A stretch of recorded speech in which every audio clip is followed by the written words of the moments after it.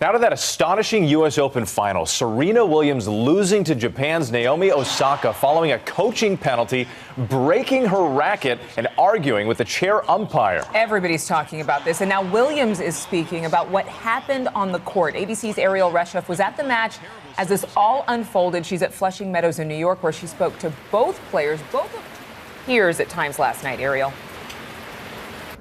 Hey, good morning, guys. At times it was heart-pounding, at times heartbreaking inside that arena, that match taking a turn no one expected. Explosive moments on the biggest stage in tennis. You owe me an apology. I have never cheated in my life. I have a daughter and I stand what's right for her, and I've never cheated. And you owe me an apology. Serena Williams hoping to clinch a historic 24th Grand Slam title, but trouble straight out of the gate for the great. Her 20-year-old opponent Naomi Osaka coming out swinging. The match turning to mayhem after chair ump Carlos Ramos issued Serena a violation, claiming her coach had given an illegal sign from the box. If he gives me a thumbs up, he's telling me to come on. We don't have any code, and I know you don't know that. Serena seething. I don't cheat to win, I'd rather lose. I'm just letting you know. Her anger absorbed by the crowd, which burst into raucous boos. Serena breaking her racket. Threatened with another penalty. The situation escalating. You need to make an announcement that I didn't get coaching.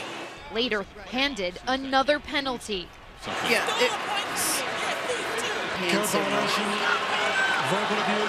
She calls for the referee. Serena then accusing the umpire of sexism. There are men out here that do a lot worse, but because I'm a woman. Because I'm a woman, you're going to take this away from me? That is not right. In the end, Osaka outplaying her idol. The champion breaking down as the two embraced after the emotional match. Osaka's trophy ceremony tinted by the turbulence, but Serena herself pushing back. Let's give everyone the credit where credit's due, and let's not boo anymore. We're gonna get through this, and let's be positive. So, congratulations, Naomi. No more booing. How did motherhood influence how you comforted Naomi today? I don't know. At one point I felt bad because I'm crying and she's crying, and maybe it was the mom in me that was like, listen, we got to pull ourselves together here. A hard-fought victory for Osaka, making history for her country. When she came up and hugged you at the end of the match, what did she say to you? What did you feel? She said that she was proud of me, and so many things came into my mind when she said that, so I was really grateful for her. The Women's Tennis Association says it will be looking into what happened on the court. But guys, let's not forget that stunning victory by Osaka. She tells me she is still going to celebrate with ice cream and let that victory continue to sink in. Dan? Yes, we don't want that to get overlooked in all of this. Ariel, she did. She played very well. Ariel Reshef, thank you very much. There's a lot to talk about here, so let's bring in a ringer. ESPN commentator Patrick McEnroe, a former top professional player who was right there in the crowd yesterday. So let's start at the heart of the matter here. Serena, out on the court, seemed to be claiming gender bias. Does she have a case? Well, let me start with two things. First of all, Serena Williams is the greatest tennis player of all time, okay? And she plays with passion, and she plays with a lot of intensity. Let's also remember that Naomi Osaka outplayed Serena Williams yesterday thoroughly from start to finish, okay? So let's put those on the table. Serena has a point when it comes to gender bias, because I've seen a million tennis matches, okay, between the Roger Federers, the Rafael Nadals, the Serena Williams, a guy named John McEnroe, who was known to get a little bit perturbed out there. You guys are related. You know him? Yeah, it was You know him. a little bit passionate at times, okay? Yes. So Serena's right when she says this probably would have been handled differently if it were men playing, okay? But she also has to accept her own responsibility for letting it just continue during the match and get out of hand. Do I think the umpire made all the correct decisions? Absolutely not. But I don't think Serena did either. Well, you know, the coach, Serena's coach, actually admitted that he was coaching her on the sidelines, which is against the rules. So what exactly did he do? Well, he gave her some hand signals. You could see there in the video, he's given her some hand signals.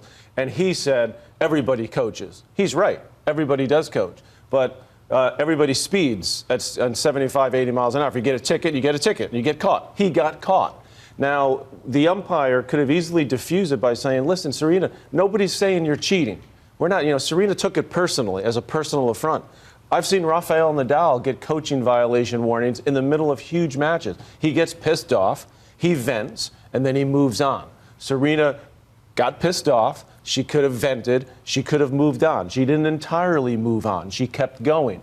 And that's where I think she has to take her responsibility for doing that. But also, it has to be said that she has a point when it comes to gender bias, because I believe that a chair umpire who's a man against another man would have said, listen, whether it's Rafael Nadal or Roger Federer, listen, you got to pipe down now. You got to be quiet. You've gotten 2 violations. If you get another one, you're getting a game penalty. Nobody wants to see that happen, especially in the U.S. Open final. And then all of this, Patrick, contributing to the boos and the crowd didn't know what was going on. But I do want to talk about Naomi Osaka. You mentioned her and just the incredible performance. This is a woman who idolized Serena Williams. She wrote a paper about her when she was a kid. She was so excited to play in this Grand Slam, the first Japanese player to win the Grand Slam in singles. How much does this, though, diminish this historic victory of hers? Well, I mean, you saw her crying, and during the trophy presentation, and I sent a tweet out during that situation. Serena handled that with class, which she did. She was the only person, Serena, that could have diffused the situation of the crowd booing. Naomi Osaka completely outplayed Serena in this match. She moved great. She served incredibly well. She handled all that's going on.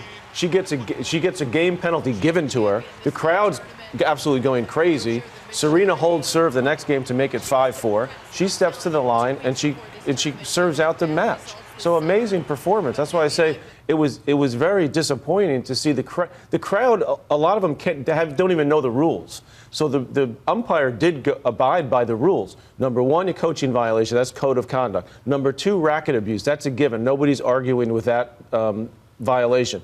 Number 3, where I have an issue, is the 3rd violation, which is an automatic game penalty. And to me, that's where the umpire had to say, Serena, you got to calm down. Yeah. You're going too far. I do not want to give you a game penalty, but if you do one more thing, you will get one. It's such an emotional moment. And honestly, I teared up a little bit for both of them because it was like, oh my gosh, what's going on? Thank you for your insights. My pleasure. Amazing. Patrick McEnroe. Incredible scene out there. Definitely. And we'll have much more ahead on that match and dig a little deeper into everything and where this moves forward and goes from here. Coming up later on in the show. We'll not forget this game. Absolutely. Thanks, Patrick, thank you.